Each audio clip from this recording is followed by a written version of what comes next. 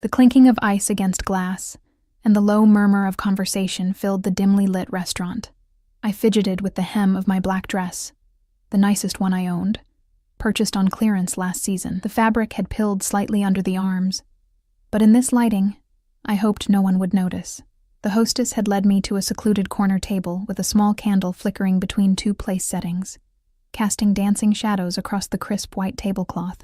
"Your server will be with you shortly," she said with a practiced smile before disappearing into the sea of tables. I checked my watch again, 7:15 p.m. My blind date was 15 minutes late. Anxiety crawled up my spine as I wondered if I'd been stood up. My roommate Jen had insisted this guy, Tyler, her boyfriend's finance buddy, was totally reliable. I should have known better than to trust Jen's judgment. The restaurant, Costello, was far beyond my pay grade. The kind of place where the menu didn't list prices, and the waitstaff moved like silent ghosts between tables. I was a kindergarten teacher with student loans that seemed to multiply like rabbits. One glass of wine here would probably cost what I spent on groceries for a week. I sipped water to calm my nerves, the lemon slice bumping against my lips as I tilted the glass. The hostess led another couple to a nearby table. The woman wore a sleek red dress that probably cost more than my monthly rent, diamonds glittering at her throat and ears. I sank lower in my seat, suddenly aware of how out of place I felt. My phone buzzed. A text from Tyler. "Running late. Parking nightmare. Be there in 10. Relief washed over me. At least I hadn't been ghosted. I tucked my phone away and reached for my purse, intending to check my lipstick. As I bent down, the purse slipped from my lap, spilling its contents across the polished floor. "Perfect," I muttered, dropping to my knees to gather my scattered belongings. Mascara, wallet, keys, and an embarrassing collection of crumpled receipts spread like confetti beneath neighboring tables. When I finally emerged, red-faced and clutching my reassembled purse, I noticed a man seated at my table. He hadn't been there before. My first impression was of imposing stillness. In a room full of movement and noise, he seemed to exist in his own pocket of silence. His suit was charcoal gray and impeccably tailored, the fabric so fine it seemed to absorb the candlelight rather than reflect it. His dark hair was cut short at the sides but longer on top, styled back with precision. He wasn't conventionally handsome. His features were too sharp, his jaw too angular. But there was something magnetic about him that made it impossible to look away. Excuse me," I said, my voice smaller than I intended. "I think you're at my table." His eyes lifted to meet mine. They were a startling shade of blue, not warm like a summer sky, but cold, like the deepest part of the ocean. He didn't smile. "Am I?" His voice was low and accented, each word precisely enunciated. I clutched my purse tighter. "Yes, I've been waiting for someone. My date." His gaze flicked briefly to the empty chair across from him, then back to me. "Sit." It wasn't a request. Something in his tone made my pulse quicken, a primal warning flaring in my brain, but before I could respond, a waiter materialized beside the table. Unlike the other staff, who had politely ignored me during my 15-minute wait, this one practically bowed to the man. "Mr. Russo, your usual Macallan 25, sir," he said, placing a crystal tumbler of amber liquid on the table. The man, Mr. Russo, nodded almost imperceptibly. The waiter turned to me, expectation in his eyes. "I'm actually waiting for—" I began. "She'll have the Barolo," Mr. Russo interrupted, not looking at either of us. The waiter nodded and disappeared. I remained standing, uncertain. This wasn't Tyler. This wasn't my date. I should leave, find the hostess, explain the confusion. Yet something held me rooted to the spot. Curiosity, perhaps, or the commanding presence of the stranger who had claimed my table. "I don't drink Barolo," I said finally, finding a small spark of defiance. One corner of his mouth lifted slightly. Not quite a smile, but something adjacent to amusement. "You will tonight." I glanced around, suddenly aware of subtle changes in the restaurant's atmosphere. A broad-shouldered man in a dark suit stood near the entrance, his attention seemingly on his phone, but his posture too alert. Another by the bar, watching the room with practiced casualness. Both wore nearly identical suits. Both had the same vigilant stillness. When I looked back at Mr. Russo, He was studying me with unnerving intensity. "Your name?" he said, again, not a question. "Emma," I replied, surprising myself with my honesty. "Emma Collins." "Sit, Emma Collins." This time I did. The chair scraped softly against the floor as I pulled it out. I sat perched on the edge, ready to flee at any moment. The waiter returned with a glass of deep red wine, placing it carefully before me. I didn't touch it. "You're waiting for someone, Mr. Russo observed, taking a sip of his whiskey. "A blind date," I admitted, wondering why I was sharing this with him, "but I think there's been a mix-up with the tables." He made a sound that might have been a chuckle, though his expression remained impassive. "No mix-up. Fate, perhaps." The word hung between us, heavy with implication. I felt a shiver run down my spine despite the warmth of the restaurant. "I should go find my actual date," I said, making no move to stand. "Tyler Hoffman," he said, and my blood ran cold. 32, works at Goldman, lives in a high-rise on Riverside Drive, currently sitting at a table near the kitchen, looking increasingly agitated. I stared at him, shock rendering me momentarily speechless. "How?" "I make it my business to know who enters my establishment," he said simply. "Your establishment?" The pieces clicked together slowly. The deferential staff, the men in suits, the usual drink.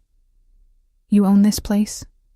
Among others, the wine sat untouched before me, its color deep and rich in the candlelight. Mr. Russo watched me, waiting. The silence stretched between us, neither comfortable nor uncomfortable, simply charged with unspoken possibility. "You should try the wine," he said eventually. "It's exceptional." Against my better judgment, I lifted the glass to my lips. The wine was unlike anything I'd tasted before. Complex, velvety, with notes of cherry and spice that lingered on my tongue. "It's good," I admitted. Something like satisfaction crossed his features. "I wouldn't serve anything less." My phone buzzed again. Tyler, undoubtedly wondering where I was. I should check it. I should excuse myself. I should find my actual date, the safe, normal finance guy Jen had set me up with. Instead, I took another sip of wine. "What do you do, Emma Collins?" Mr. Russo asked, his accent caressing my name in a way that made my skin warm. "I teach kindergarten," I said, feeling oddly embarrassed by the mundanity of it. He raised an eyebrow, clearly surprised. "Children. They're more honest than adults," I replied. "More genuine." "Honesty is rare," he agreed, "and valuable." Our conversation was interrupted by a commotion near the front of the restaurant. A man in a rumpled suit was arguing with the hostess, his voice rising above the gentle hum of the restaurant. "I'm meeting someone here. She's probably waiting. Emma Collins." "Tyler." I shrank in my seat, mortified as heads turned toward the disturbance. Mr. Russo's expression darkened infinitesimally, and he made the slightest gesture with his hand. One of the suited men by the door moved immediately, approaching Tyler with quiet efficiency. "Mr. Hoffman," I heard him say. "Perhaps we could speak outside." Tyler's protests faded as he was escorted toward the exit. I sat frozen, equal parts horrified and relieved. "You didn't want to meet him anyway," Mr. Russo said, as if reading my thoughts. "You don't know that," I replied, though without conviction. "He trades on insider information and has a gambling problem. He's not worthy of your time." The casual way he dispensed this information, as if Tyler's secrets were common knowledge, sent another chill through me. Who was this man who could dismiss people from his restaurant with a flick of his wrist and knew the darkest corners of strangers' lives? "Why am I still sitting here?" I asked, more to myself than to him. His eyes held mine. "Because you're curious. Because tonight was meant to be memorable. Against all reason, I stayed." The wine disappeared, replaced without my noticing. Food arrived, dishes I hadn't ordered, but that melted on my tongue in explosions of flavor. Mr. Russo asked questions, and I answered, sharing details about my life I rarely revealed to anyone: my parents' early death, my struggle through college, my tiny apartment with the leaking faucet and temperamental radiator. In return, he offered little about himself. He'd grown up in Sicily. He had business interests across the city. He valued loyalty above all else. Each crumb of information felt significant, as if I were being granted access to something precious and rare. As the night progressed, I became increasingly aware of the way other diners watched us, with deference, curiosity, and sometimes fear. When Mr. Russo stood to use the restroom, a path cleared before him instantaneously. The staff hovered nearby, anticipating needs before they arose. "Who are you, really?" I asked when he returned, emboldened by wine and the strange intimacy of our encounter. "Someone who sees you, Emma Collins," he replied, his voice dropping to a near whisper. "Someone who recognizes value where others are blind to it." The restaurant had emptied around us, though I hadn't noticed the time passing. We were alone in our corner, the candle burned low between us. "It's late," I said, reluctance coloring my tone. "I should go." "My driver will take you home. Again, not a request." I should have refused.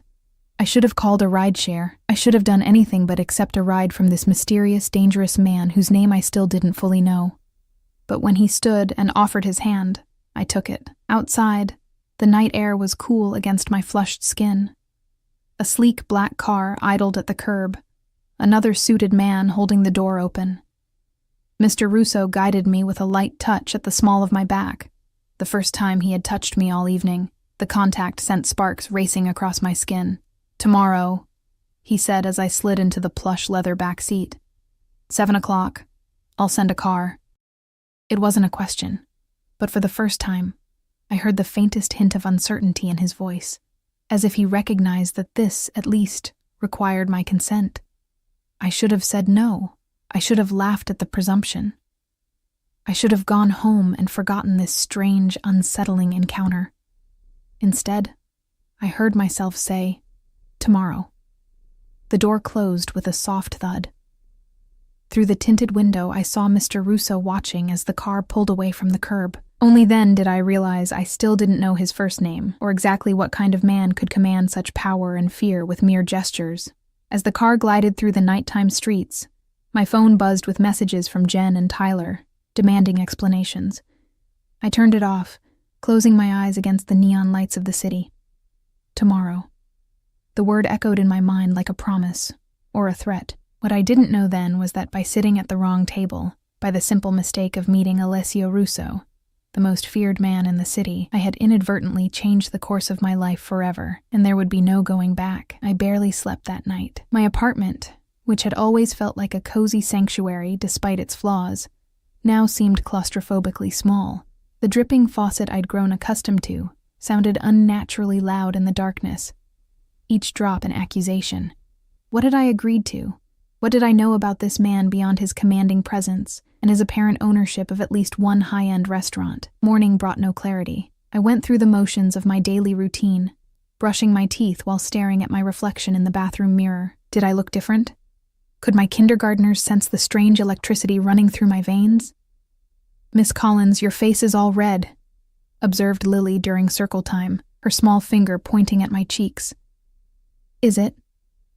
I touched my face self-consciously. I must be coming down with something. The lie came easily, but it didn't convince Lily, who continued to study me with the unfiltered curiosity only 5-year-olds possess. "My mommy looks like that when she talks to her boyfriend on the phone." The other children giggled, and I quickly redirected them to the day's alphabet lesson, but Lily's innocent observation lingered. Was I blushing at the mere thought of Mr. Russo? The realization was both mortifying and thrilling. By the time the final bell rang and the last child had been collected, my anxiety had reached a fever pitch. I rushed home, suddenly conscious of the gap between the life I lived and the one I had glimpsed last night. My closet seemed pathetically inadequate, full of sensible, teacher-appropriate clothing and nothing suitable for whatever tonight would bring. I called Jen in desperation. "So, now you want to talk?" Her voice was clipped with annoyance. "After ghosting your date and ignoring my texts all night?" "I'm sorry," I said, genuinely contrite. "It's complicated. I need your help." Tyler is furious, by the way. Says some goon escorted him out of the restaurant. What the hell happened, Emma? I hesitated, unsure how much to reveal. I met someone else. You what? Her anger instantly transformed into excited curiosity. Spill. Every detail. Now. I don't have time. I glanced at the clock. 5:30 already. I need to borrow a dress. Something nicer than what I have. Oh my God. I could practically hear her mind racing through the phone. You're seeing him again tonight? Maybe. I hedged. Please, Jen. Can I come over? 20 minutes later, I was standing in Jen's bedroom, surrounded by discarded dresses. Her curiosity had morphed into a relentless interrogation. Name? Alessio Russo. The name felt foreign on my tongue. I'd learned it only when the driver had asked where Mr. Alessio wanted me taken. What does he do? He owns restaurants and other businesses. I kept my voice deliberately vague, remembering the fear in the eyes of the restaurant staff. Is he hot? I paused, considering. Not exactly. He's powerful. Jen raised an eyebrow. Powerful how? It's hard to explain. I slipped into a midnight blue dress she'd handed me. He just commands attention. Rich? Definitely. She zipped me up, then spun me to face her full-length mirror. The dress was simple, but elegant, with a neckline that dipped just low enough to be interesting without being inappropriate. The fabric clung to curves I usually kept hidden beneath cardigans and A-line skirts. Perfect, Jen declared. Now shoes. By 6:45, I was transformed, at least on the surface. Jen's dress, her strappy heels, her makeup expertise, and a spritz of her most expensive perfume had created a version of Emma Collins I barely recognized. But beneath the polished exterior, my heart hammered with apprehension. Text me every hour, Jen instructed as I prepared to leave.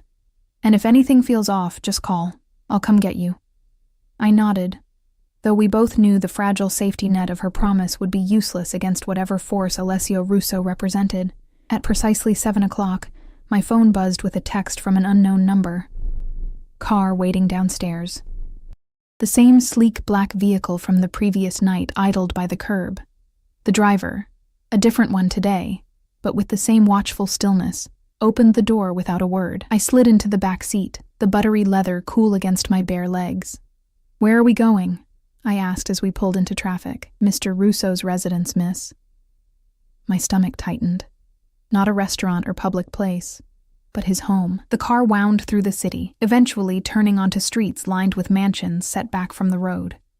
We passed through wrought iron gates that opened silently at our approach, then up a curved driveway to a house that looked more like a small castle than a residence.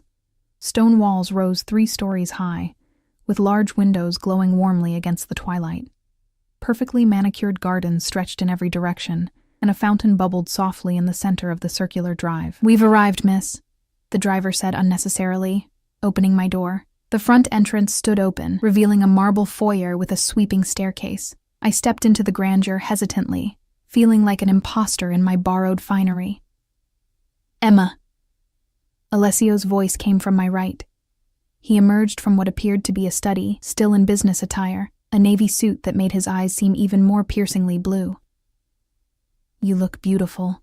Thank you, I managed, trying to disguise my awe at the surroundings. He approached, close enough that I could smell his cologne, something woodsy and expensive, but didn't touch me. Come. I thought we'd dine in the garden tonight. I followed him through the house, each room more impressive than the last. Original artwork hung on the walls. Pieces I recognized from art history classes in college, antique furniture that belonged in museums. Crystal chandeliers and marble floors and gilded mirrors that reflected our passing figures like ghosts in a palatial dream. The garden was a revelation, an intimate space enclosed by stone walls draped in climbing roses. A small table had been set for 2. Candles already lit. Wine already breathing in a crystal decanter. It was painfully romantic. Do you like it? He asked, watching my reaction closely. It's incredible, I admitted, trailing my fingers across a velvet-petaled rose. Do you live here alone? A shadow passed over his features. I have staff, of course, but yes, I live alone. He pulled out my chair and I sat, hyper-aware of his proximity. A silent server appeared with the first course. A delicate soup that tasted of summer vegetables and herbs I couldn't identify. Tell me about your day, Emma, Alessio said, his accent wrapping around my name like silk. I laughed nervously. You want to hear about 5-year-olds learning the alphabet? I want to hear about you. And so I told him about Lily's observation of my blush, about the finger-painting disaster in the art corner, about the small victories and challenges that made up my teaching day. To my surprise, he listened intently, asking questions that showed he was genuinely engaged. You love it, he observed after I described a breakthrough with a struggling student. Teaching. It's not just work for you. I do, I admitted. Children see the world with such wonder. Everything is new and possible to them, and for you. His gaze was penetrating. What seems possible? I looked around at the garden, the mansion, the man across from me. Less than yesterday, more than tomorrow. His lips curved in a rare smile. A philosopher as well as a teacher. Course followed course, each more exquisite than the last. The wine flowed freely, loosening my tongue and my inhibitions. As night fully descended, tiny lights twinkled to life in the trees and along the garden paths, creating a fairy tale ambiance. How did you know? I asked eventually, the question that had been burning in me since the previous night, that I wasn't supposed to be at your table? Alessio swirled the wine in his glass, considering. I have a regular reservation. Every Thursday, same table, no one would be seated there unless there was a mistake. And you let me stay. Why? His eyes met mine, unreadable in the candlelight. I saw something in you, something unexpected. What could possibly be unexpected to a man like you? The words slipped out before I could censor them. Instead of taking offense, he leaned forward slightly. Innocence without naivety. Strength without hardness. You wear your goodness openly, Emma. Yet you're not blind to the darkness in the world. The assessment was so intimate, so perceptive, that I felt momentarily breathless. And you? What darkness do you carry? The question hung between us, dangerous and electric. For a moment I thought he might answer truthfully, might reveal whatever lay beneath the surface of his carefully controlled exterior. But the moment passed. Would you like to see the rest of the grounds? He asked instead. We walked through gardens that seemed to unfold endlessly, each with its own character and theme. A Japanese meditation garden with a stone bridge arcing over a koi pond. A formal rose garden with pathways that formed geometric patterns. A wild, rambling section that mimicked an English cottage garden. It's like something from a dream, I said, breathing in the night-blooming jasmine that perfumed the air. Dreams can become reality with sufficient resources, Alessio replied. And determination. Is that how you built all this? Determination? His hand found the small of my back as he guided me down a narrow path. The contact, simple as it was, sent electricity up my spine. I came to this country with nothing, he said quietly. Everything I have, I've built myself. And how exactly did you build it? I pressed, emboldened by wine and the intimacy of the night. What business are you really in, Alessio? We had reached a small pavilion overlooking a reflecting pool. The moon's image rippled on the surface of the water, broken and remade with each breath of wind. You ask dangerous questions, Emma Collins. Do I have reason to be afraid of the answers? He turned to face me fully, his expression grave. Perhaps, but I think not of me. Before I could respond, the sound of approaching footsteps interrupted us.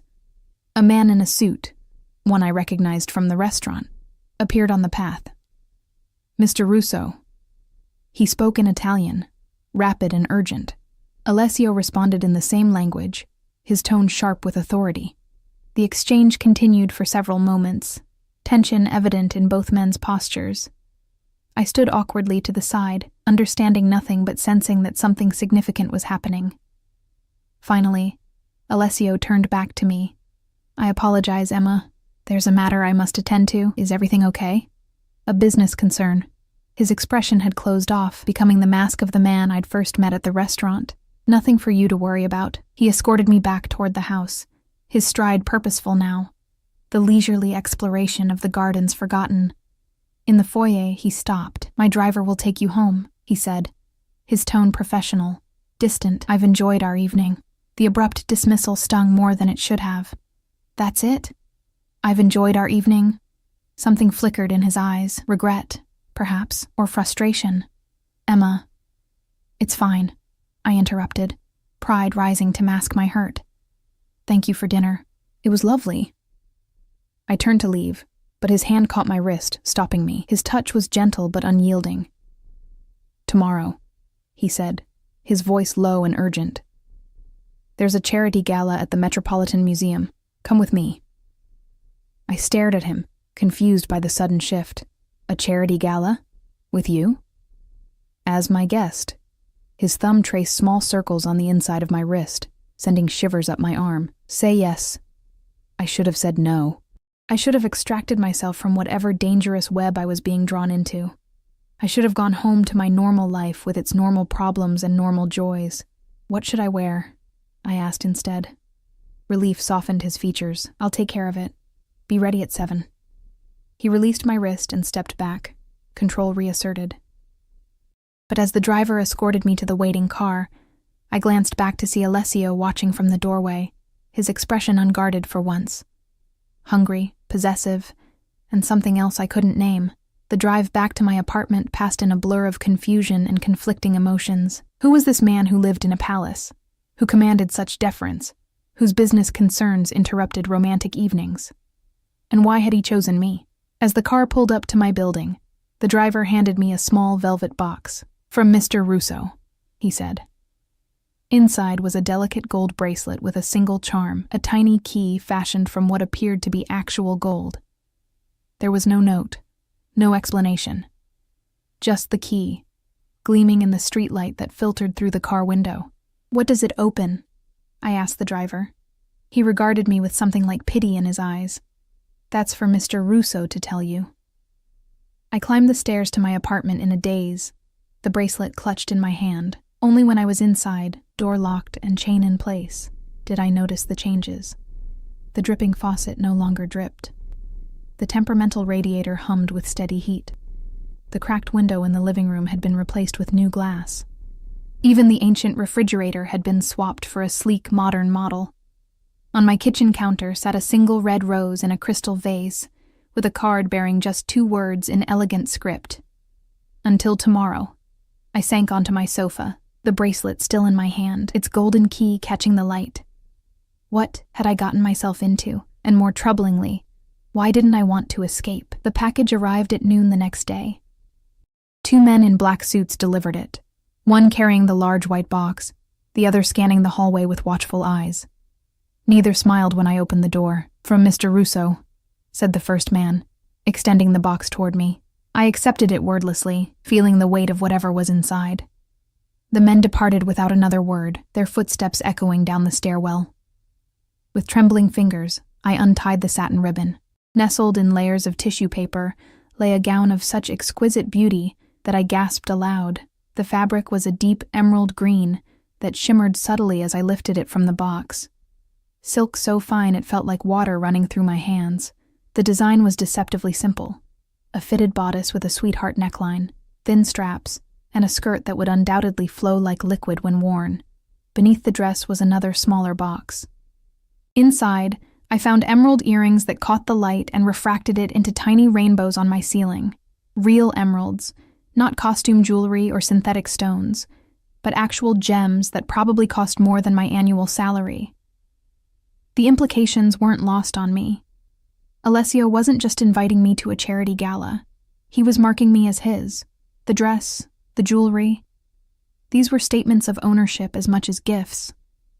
I should have been offended. Instead, I found myself sliding my fingers along the silken fabric, imagining his reaction when he saw me wearing it. I called in sick to work, something I'd never done before, and spent the day in a state of nervous anticipation. I soaked in a bath scented with the expensive bath oils Jen had given me last Christmas, carefully styled my hair, and applied makeup with more attention than I'd ever given it. When I finally slipped into the gown, I hardly recognized the woman in the mirror. The dress fit as if it had been made specifically for me, which I realized with a start. It probably had been. How had he known my measurements? The thought should have disturbed me, but instead sent a shiver of something like excitement down my spine. At precisely 7 o'clock, my doorbell rang. This time, Alessio himself stood in the hallway, magnificent in a perfectly tailored black tuxedo. His eyes widened almost imperceptibly when he saw me, a reaction so subtle I would have missed it if I hadn't been watching for it. "Emma," he said, his voice deeper than I remembered. "You are breathtaking." Heat rushed to my cheeks. "The dress is beautiful." "It's not the dress." He stepped into my apartment, his presence immediately filling the small space. His eyes took in the changes his people had made. The fixed faucet, the new appliances. "I see my staff took care of the issues." "You had no right," I said, finding a momentary spark of indignation. "You can't just come into my home when I'm not here and change things." Instead of being angered by my reproach, Alessio seemed pleased by it. "You're right. I apologize for the intrusion." He reached into his pocket and withdrew a small velvet pouch. "Perhaps this will serve as adequate penance." Inside was a matching necklace to complement the earrings, a teardrop emerald suspended from a delicate gold chain. "I can't accept this," I protested weakly. "You can." He took the necklace and moved behind me. "You will." His fingers brushed against my neck as he fastened the clasp, leaving goosebumps in their wake. The stone settled cold against my skin, warming quickly to my body temperature. "There," he said softly, his breath stirring the hair near my ear. "Now you're ready." The car waiting downstairs was different from the previous nights. A Rolls-Royce with butter-soft leather seats and a privacy screen separating us from the driver. As we pulled away from my modest apartment building, I felt as though I were leaving more than just my neighborhood behind. "You seem nervous," Alessio observed, watching me fidget with the emerald pendant. "I've never been to anything like this before," I admitted. "I teach kindergarten. Charity galas at the Met aren't exactly in my social calendar." His hand covered mine, stilling my nervous movements. "You belong anywhere I take you, Emma. Remember that." The possessiveness in his tone should have alarmed me. Instead, I found myself leaning into it, craving the certainty he offered in a world that had always felt unstable. The museum steps were crowded with New York's elite, women in designer gowns and men in tuxedos milling about under the watchful eyes of security and the flashing cameras of paparazzi. As our car pulled up to the entrance, I felt panic rising in my chest. "I can't do this," I whispered. Alessio's eyes met mine. "Do you trust me?" The question hung between us, weighted with meaning beyond this moment. Did I trust him? This man I barely knew, whose power I could feel but not understand, whose interest in me remained a mystery? "I'm trying to," I answered honestly. He nodded once, accepting this. "That's enough for now." When the car door opened, Alessio emerged first, then extended his hand to help me out. The moment we appeared, a hush fell over the nearest group of attendees. I felt their stares like physical touch. Curious, assessing, some hostile. Alessio's hand pressed against the small of my back, guiding me up the steps with confident ease. "Russo," I heard someone murmur. "With a woman. That's new." "Who is she?" another voice whispered. Not his usual type. I kept my eyes forward, chin lifted, drawing strength from Alessio's unwavering presence beside me. Inside, the great hall had been transformed into a glittering wonderland. Crystal chandeliers cast prismatic light over the gathering of beautiful people. A string quartet played softly in one corner, nearly drowned out by the buzz of conversation. "Mr. Russo."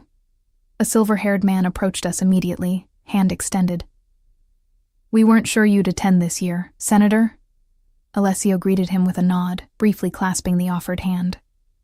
"May I introduce Emma Collins?" The senator's eyes assessed me quickly, a flash of curiosity quickly masked by political charm. "A pleasure, Ms. Collins. Any friend of Alessio's is a friend of mine." More introductions followed, a blur of important names and calculating gazes. A judge, a police commissioner, the owners of several prominent businesses. Each greeted Alessio with a mixture of respect and wariness that I found increasingly unsettling. "They're afraid of you," I observed quietly when we finally had a moment alone, champagne flutes in hand. Alessio's expression revealed nothing. Respect and fear often look similar from a distance, and up close. His eyes met mine, something dangerous flickering in their depths. Up close, they're both about power. Who has it? Who wants it? Who's willing to do what to keep it? Before I could respond, a commotion near the entrance drew our attention. A group had just arrived, centered around a tall, dark-haired man whose stance radiated the same controlled power as Alessio's. Alessio's body tensed beside me, his expression hardening into something I hadn't seen before. "Interesting," he murmured, more to himself than to me. "What is?" "That Vittorio Calabresi would dare to show his face here. In my territory." The name meant nothing to me, but the cold fury in Alessio's voice sent a chill down my spine. I watched as the newcomer's eyes scanned the room, eventually landing on us. A smile spread across his face. Not warm, but predatory, and he began making his way in our direction. "Alessio," the man called, his accent thicker than Russo's. "What a pleasant surprise." "Vittorio." Alessio's voice was ice. "I wasn't aware you'd received an invitation." "Money opens many doors, old friend. Even yours, it seems." His gaze shifted to me, traveling down my body with insulting deliberation. "And who is this lovely creature?" Before Alessio could answer, I extended my hand. "Emma Collins." Vittorio took my fingers, bringing them to his lips. "Enchanted, Bella. Tell me, how did a rose like you come to be among the thorns?" I withdrew my hand, fighting the urge to wipe it against my dress. "I'm with Alessio, so I see." His smile widened, eyes darting between us. How unexpected. The tension crackling between the two men was palpable. Around us, conversations had quieted as people sensed the brewing confrontation. "If you'll excuse us," Alessio said, his hand finding the small of my back again. "Emma and I were just leaving." "So soon?" Vittorio's mock disappointment couldn't hide his triumph at having disrupted our evening. "But the night is young, and I've only just arrived. Perhaps the lovely Emma would prefer to stay. With more entertaining company?" I felt Alessio go rigid beside me. When he spoke, his voice was so low only I and Vittorio could hear it. "Speak to her again. Look at her again, and it will be the last mistake you ever make." The threat hung in the air between them, deadly serious. For a moment, I glimpsed something beneath Alessio's controlled exterior, something violent and ruthless that confirmed every suspicion I'd had about what kind of man he truly was. Vittorio merely laughed, though the sound didn't reach his eyes. "Always so dramatic, Russo. Some things never change." He inclined his head toward me. "Until we meet again. Bella Emma." As he sauntered away, I turned to Alessio, questions burning on my tongue, but the expression on his face stopped me cold. "We're leaving," he said, already guiding me toward the exit with gentle but insistent pressure. "Now." In the car, the silence stretched between us, taut as a wire. Alessio stared out the window, his profile harsh in the passing streetlights. His hand rested on the seat between us, fingers curled into a fist so tight his knuckles showed white. "Are you going to tell me what that was about?" I finally asked. "No." The bluntness of his answer stung. "I think I deserve to know why I was just used as a pawn in whatever game you and that man are playing." Alessio's head turned sharply. "Is that what you think? That you're a pawn? What else would I be? I don't even know who you really are." My voice rose with frustration and fear. Everyone there knew. I could see it in their eyes. The senator, the judge. They know exactly what kind of man Alessio Russo is, but I'm the only one in the dark. His expression softened marginally. "Perhaps it's better that way. Better for whom? Not for me." I clutched the emerald pendant at my throat. "You dress me up like a doll, parade me around your world, but you don't think I deserve the truth?" The car had stopped moving, but I was too focused on Alessio to notice where we were. His eyes searched my face, looking for something I couldn't name. "The truth," he repeated, the words heavy with meaning. "Are you certain that's what you want, Emma?" "Yes." He was silent for a long moment, weighing something in his mind. Then he reached forward and lowered the privacy screen. "Take us to Pier 86, he instructed the driver. The car pulled back into traffic. I stared at Alessio, confusion replacing some of my anger. "Where are we going?" "Somewhere we can talk privately." 20 minutes later, we stood at the end of an abandoned pier. The water of the Hudson lapped against the pilings below us, black and glittering with reflected city lights. The night air was cool against my bare shoulders, but I barely noticed the chill. Alessio had removed his jacket and draped it over me without asking. Another small act of possession that I didn't have the will to resist. Vittorio Calabresi and I grew up together in Sicily, Alessio began, his gaze fixed on the distant lights of New Jersey. Our families were connected. When I came to America 15 years ago, it was with his family's blessing and certain conditions. Connected how? I asked, though I was beginning to understand. His eyes met mine, unflinching. Our families controlled certain aspects of business in our region. Imports, exports, protection services. You're talking about the Mafia. The words fell from my lips like stones. That's an oversimplified term, but yes, the Cosa Nostra. He watched my face carefully. Does that frighten you? I should have lied. I should have nodded, made my excuses, and run as far and as fast as I could. Instead, I found myself answering truthfully. Less than it should.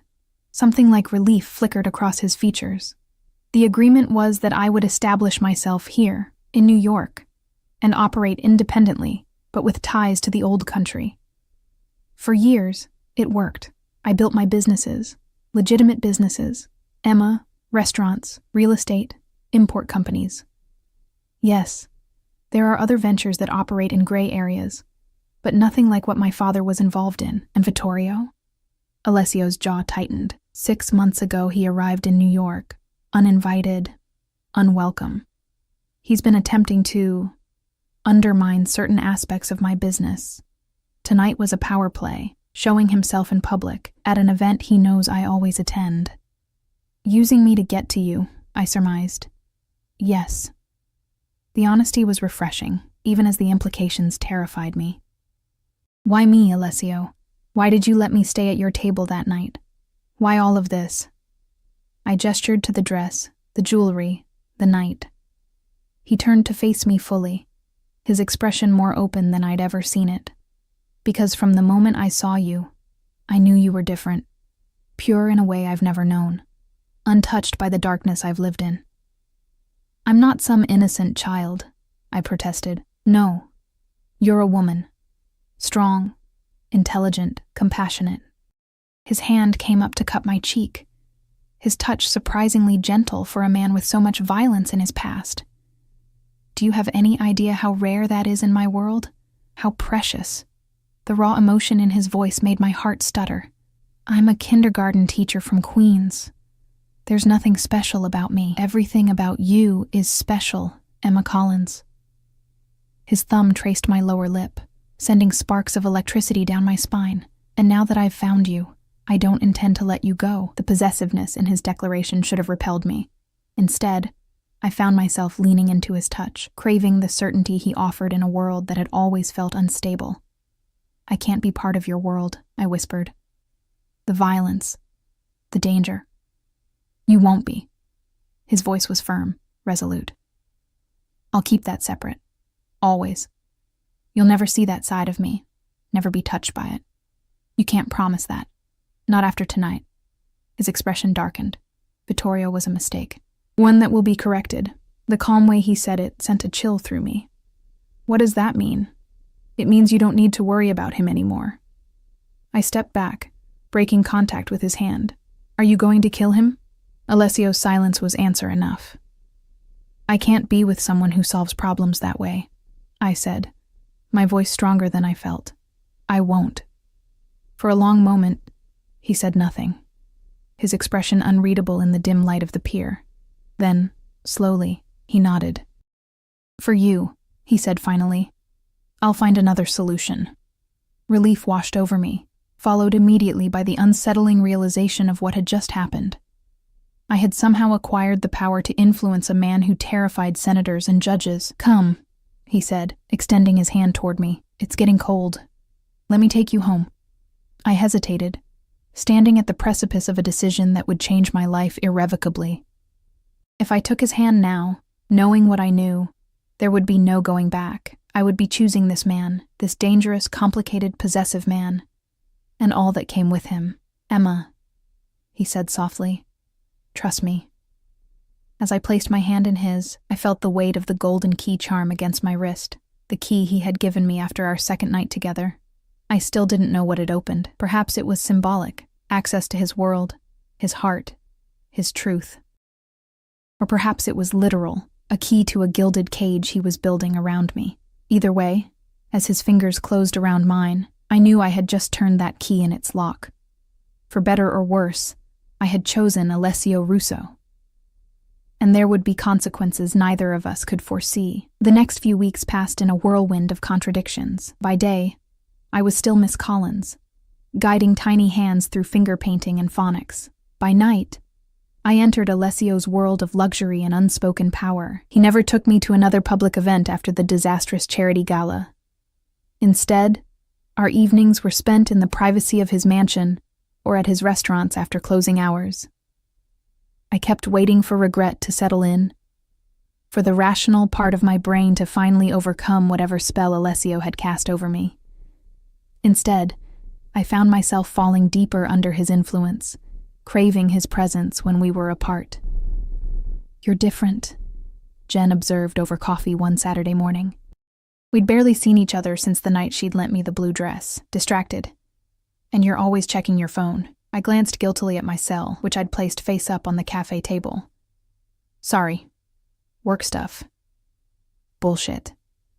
She leaned forward, lowering her voice. "It's him, isn't it? The mystery man." I couldn't suppress my smile, which was answer enough. "Oh my God." Her eyes widened. "You're in love with him." Was I? The thought had been circling my mind for days, but I hadn't allowed myself to examine it too closely. Love seemed too simple a word for what I felt for Alessio, a complex tangle of desire, fear, fascination, and something deeper that I couldn't name. "It's complicated," I said finally. "Is he married?" Jen asked, immediately jumping to the worst conclusion. "No, nothing like that." I hesitated, unsure how much to reveal. "He's just not what I expected." "In a good way?"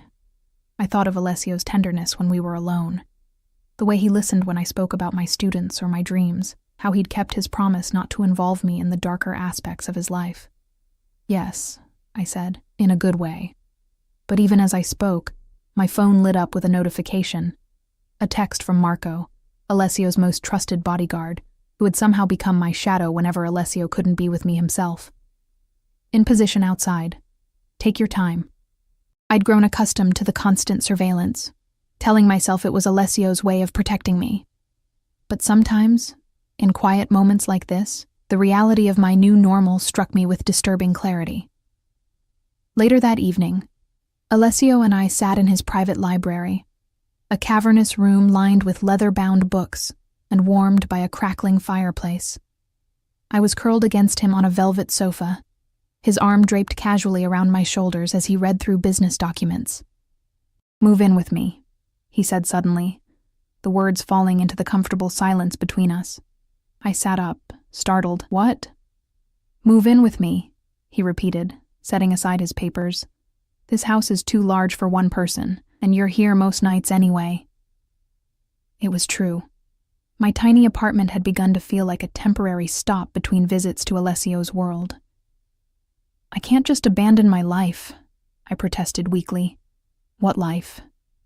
His question wasn't cruel, merely matter of fact. "Your apartment is falling apart. Your roommate is never there. You spend all your free time here. I have my job, my students."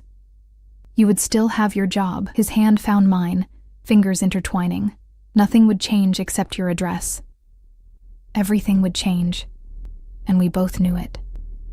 Moving in with Alessio would be a public declaration of our relationship, an acknowledgement that I had accepted not just him, but everything he represented. "I need time to think about it," I said. He nodded, disappointment flickering briefly across his features, before his usual mask of control returned. "Of course." The next day, Sunday, Alessio was called away on business. I used the rare moment of freedom to visit my parents' graves, something I did every few months, though less frequently since meeting Alessio. The cemetery was peaceful, autumn leaves crunching beneath my feet as I made my way to their shared headstone. "I wish you could meet him," I said softly, placing fresh flowers in the small metal vase embedded in the ground. "I think you'd have questions." Concerns. I have them too. The stone offered no answers, just the engraved names of the two people who had loved me unconditionally. They had died in a car accident when I was 19. Long enough ago that the sharp edges of grief had softened, but recently enough that I still found myself reaching for the phone to call my mother when something significant happened in my life. He's not who you would have chosen for me, I continued. But he makes me feel safe, protected, like nothing bad could ever happen to me again. As I spoke the words, I realized their truth. Since Alessio had entered my life, the constant anxiety that had been my companion since my parents' death had receded. The fear of loss that had colored all my relationships had been replaced by a strange certainty. He won't leave me, I whispered. He won't die. He's too powerful for that.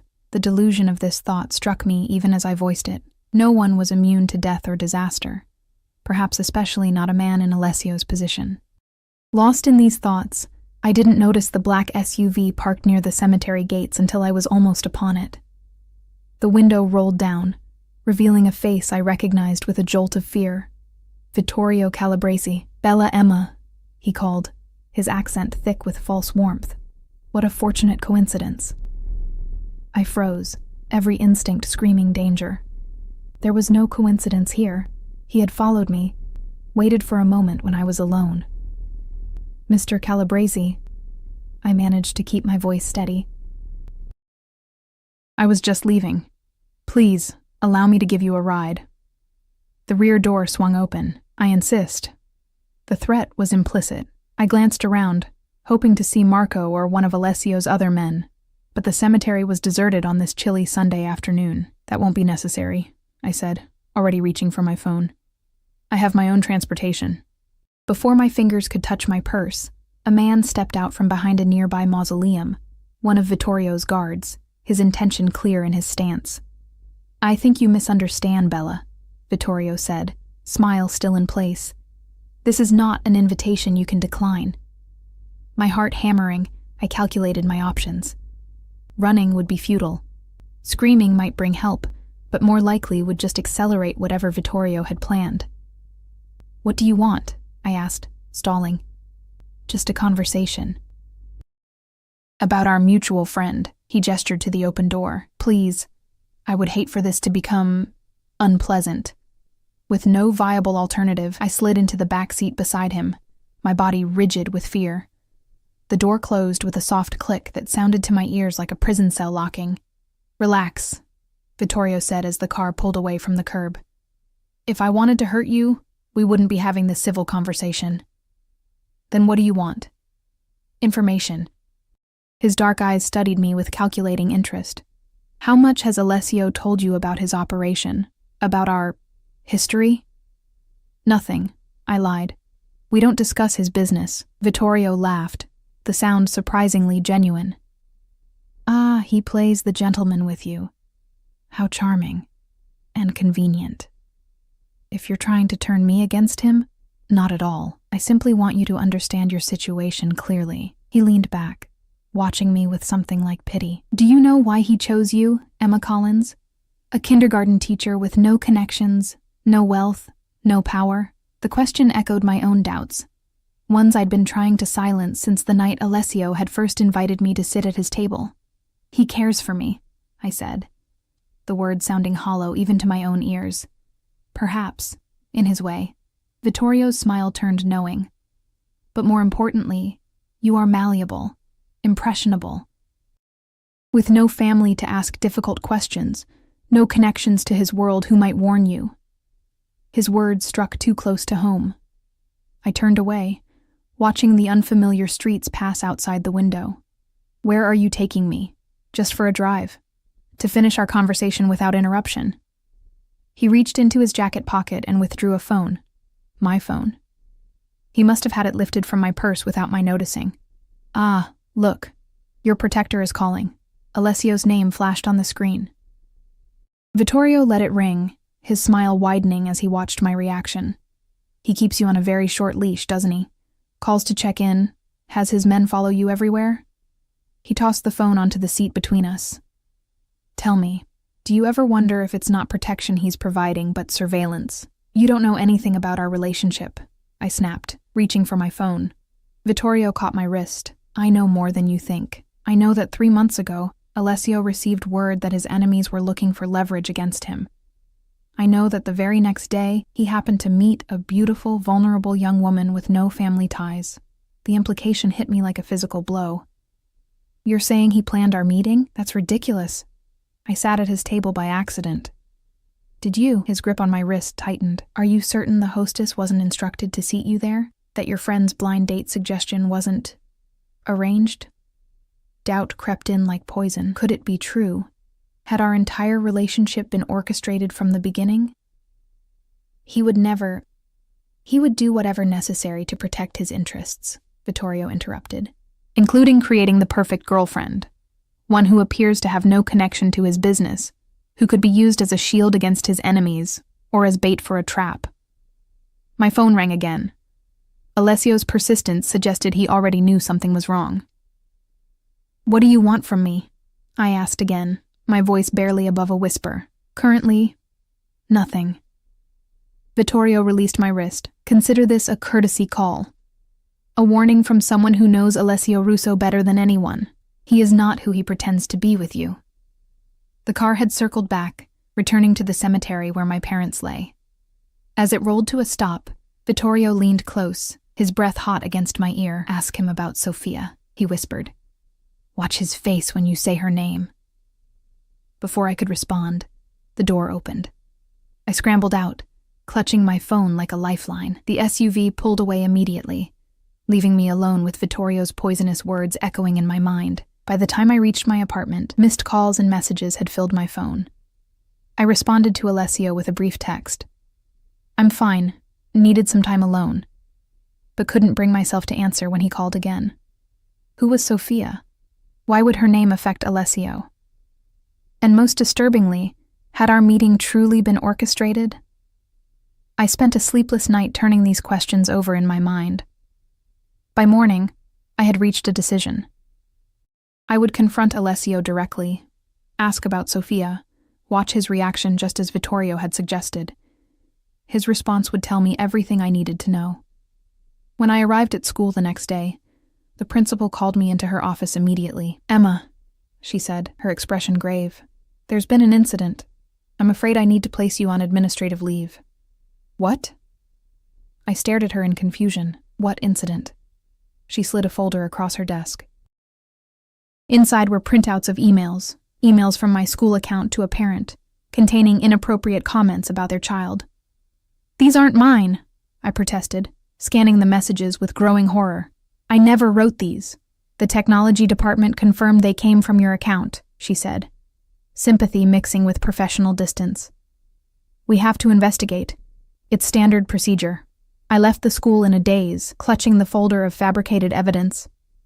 This was no coincidence. It had to be connected to Vittorio, to yesterday's warning. He was showing me how easily my life could be destroyed. Or was it Alessio? A test of my loyalty, perhaps. A way to make me more dependent on him just as he'd asked me to move in. By the time I reached Alessio's mansion that evening, my confusion had hardened into determination. I needed answers, regardless of how painful they might be. Alessio met me at the door himself, concern etched into his features. Emma, where have you been? I've been worried sick. Who is Sofia? I asked without preamble. His reaction was everything Vittorio had promised. The color drained from his face, his body going completely still as if I'd struck him physically. Where did you hear that name? He asked, his voice barely audible. And in that moment I knew, whatever lay at the heart of Alessio Russo, whatever darkness, whatever secret, it was bound up in that name, Sofia. Alessio's hands trembled slightly as he poured himself a whiskey, the amber liquid sloshing against the crystal tumbler. We stood in his study, the heavy oak door closed behind us. I'd never seen him this unsettled, this vulnerable. Tell me who Sofia is, I repeated, standing my ground despite the fear coiling in my stomach. He took a long swallow of whiskey before meeting my gaze. Where did you hear that name? Does it matter? Yes. His voice hardened. It matters very much, I hesitated, weighing the risks of honesty against deception. Vittorio Calabresi, the crystal tumbler shattered in Alessio's grip. glass and whiskey spraying across the expensive carpet. Blood welled from his palm, but he seemed not to notice. "When?" he demanded. "When did you speak to him?" "Yesterday, at the cemetery." I lifted my chin. He found me visiting my parents' graves. Alessio moved suddenly, reaching for his phone on the desk. "Marco," he barked when the call connected. "Find Vittorio, now." "Alessio," I stepped forward, grabbing his wrist. "Stop. Just tell me who she is." He stared at me, conflict raging behind his eyes. For the first time, I saw the full extent of his struggle, the man who wanted to shield me from his world battling with the man who lived in darkness. "Was she your wife?" I asked quietly. "A lover?" Alessio sank into his leather chair, the fight suddenly draining from him. "My daughter." Of all the possibilities I had imagined, this one had never occurred to me. I stood frozen, watching as he removed a handkerchief from his pocket and wrapped it around his bleeding hand with mechanical precision. "You have a child," I finally managed. "Had." The word fell like a stone between us. "She died. 5 years ago." I moved to the chair opposite his desk, my legs suddenly unsteady. "I'm sorry. I didn't know." "No one knows." His eyes lifted to mine, raw with an old grief. That was the point. What happened to her?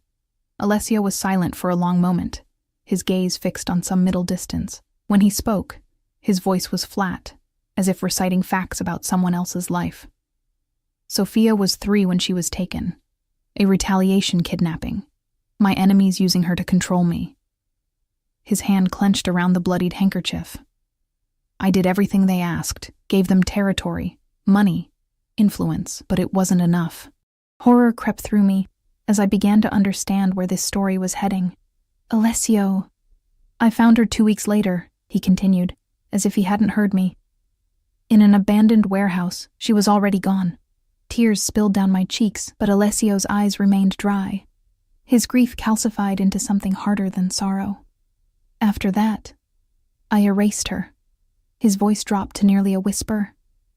"Every photograph, every record, every trace that she had existed. I sold the house we'd lived in, fired the staff who had known her. I made it as if she had never been born." "Why?" The question escaped before I could stop it. "Because the men who took her are still out there." His eyes met mine, blazing with a cold fury that made me shrink back.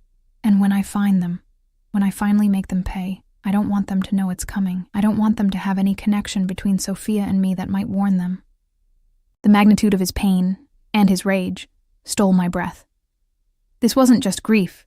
It was vengeance stretched across years, a purpose that had consumed him. "Sophia's mother?" I asked softly. "Died in childbirth." He closed his eyes briefly. "I raised Sophia alone. She was everything." I thought of the empty mansion with its perfect gardens, the solitary man who commanded fear and respect throughout the city. How hollow his power must have seemed in the face of such loss. "What did Vittorio tell you?" Alessio asked, his composure returning by degrees. I hesitated, then decided on complete honesty. "He implied that our meeting wasn't an accident, that you arranged it because you needed someone with no family connections, someone who could be leverage or a shield."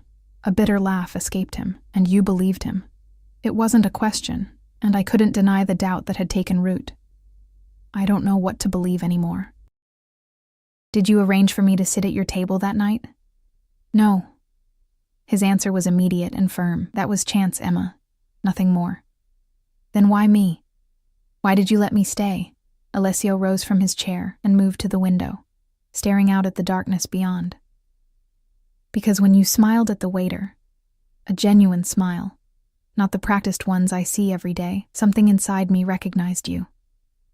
He turned to face me.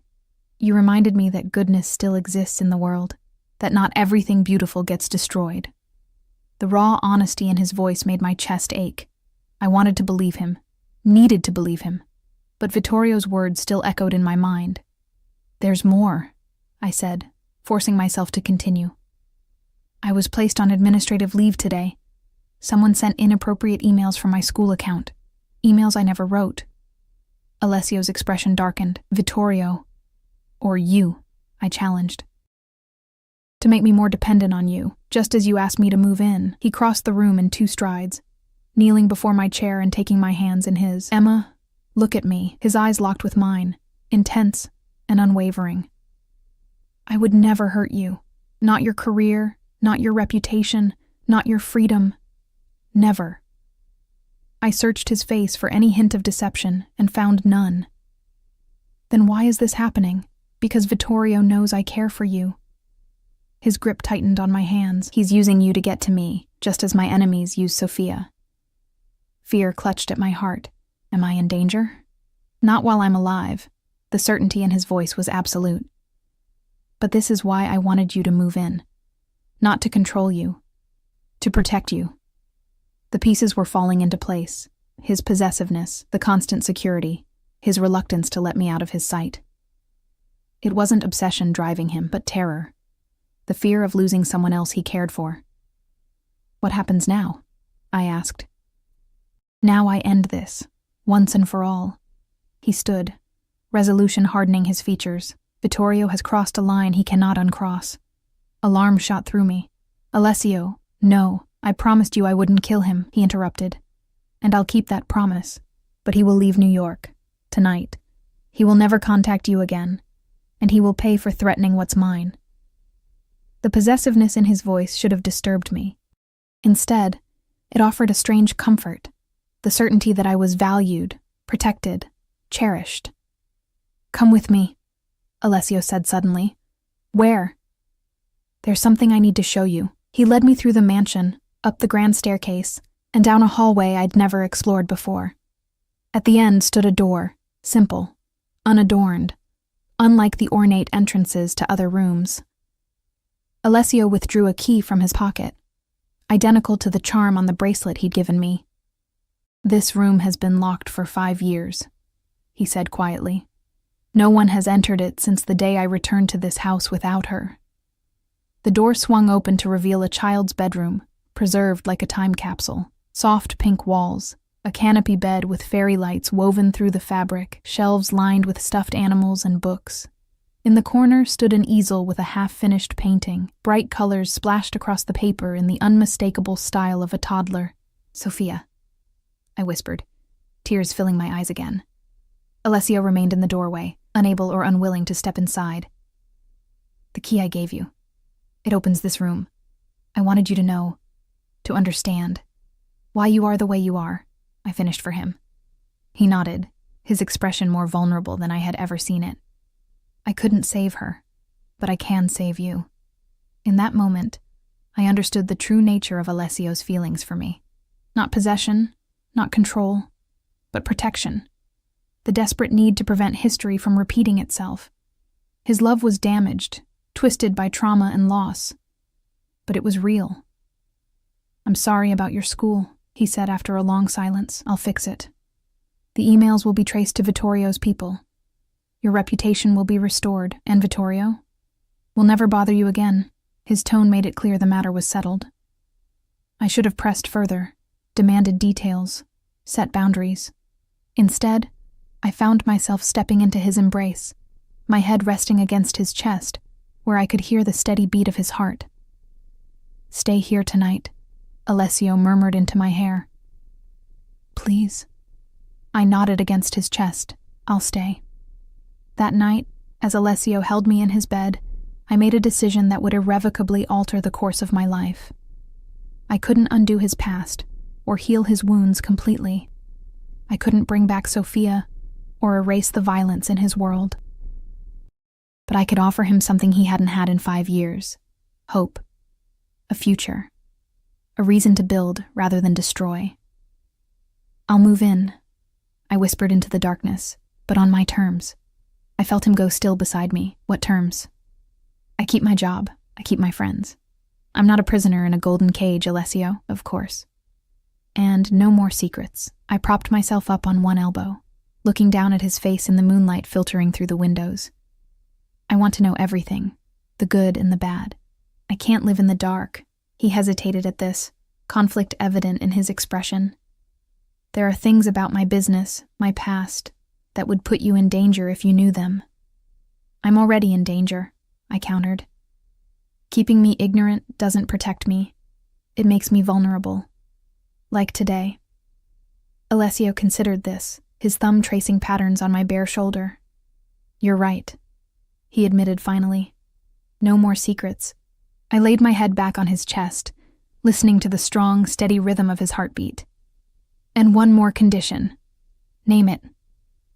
We find a way to honor Sophia's memory. Not with vengeance, but with something good. Something she would have been proud of. His arms tightened around me, and I felt a shudder pass through his body. Silent tears at last breaking through the walls he'd built around his grief. A foundation, he said hoarsely, for children who have suffered trauma. In her name, I echoed, sealing our pact with a kiss. 3 months later, the Sophia Russo Foundation opened its doors, a bright, cheerful center where children who had experienced violence or loss could receive therapy, education, and support. Alessio stood beside me at the ribbon-cutting ceremony, his face composed, but his eyes shining with an emotion I'd rarely seen there. Pride. Vittorio Calabresi had indeed left New York, reportedly returning to Sicily under mysterious circumstances. The emails at my school had been traced to one of his associates, my reputation restored, my position secured. Alessio never told me exactly what had transpired between them, and I never asked. Some secrets were better left buried. As for us, we found our balance. I continued teaching, my students blissfully unaware that their Miss Collins went home each night to one of the most powerful men in the city. Alessio continued his business, much of which remained in shadows. But he shared what he could, trusting me with truths he had never spoken aloud before. The key charm on my bracelet remained a symbol of what we had built together. A door unlocked, a past honored but not forgotten, a future created from the ashes of tragedy. We would never have a normal relationship, not with his position, his enemies, the constant need for vigilance. But we had found something precious in each other, understanding, acceptance, a love forged in darkness, but reaching always toward the light. That night, as we stood on the balcony of what was now our home, Alessio wrapped his arms around me from behind, his chin resting on my shoulder as we gazed at the city lights below. I never believed in fate, he murmured against my ear, until you sat at the wrong table. I smiled, leaning back into his embrace, the right table, as it turns out. He turned me to face him, his eyes, those cold blue eyes that had once frightened me, now warm with an emotion I never tired of seeing.